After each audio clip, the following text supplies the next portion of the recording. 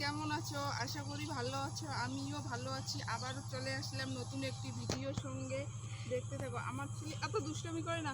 এইদিকে দেখো কত বড় একটা আমার মামা শ্বশুরের দিদি।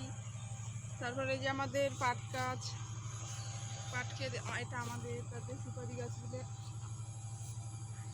দেখতে থাকো।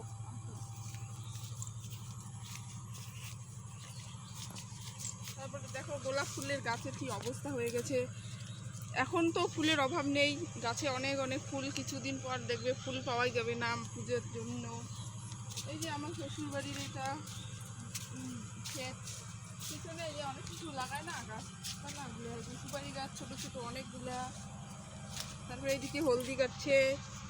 যদি যদি হোম ট্যুর দেখতে চাও তাহলে কমেন্ট করবে, শেয়ার করবে, সাবস্ক্রাইব করবে, বেল আইকনটি চালিয়ে দিবে।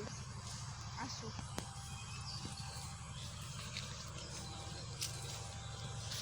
এই যে কাঁকরোলের গাছ আমার ঠাম্মা শাশুড়ি লাগাইছে। ওই যে হলদি এগুলা ভালো মতো ভিডিও করতে পারি না তো, প্রথম একটু মানিয়ে নিও। আস্তে ধীরে সব ভালো করে ভিডিও বানার চেষ্টা করব পাশে থাকলে। টাটা। আবারও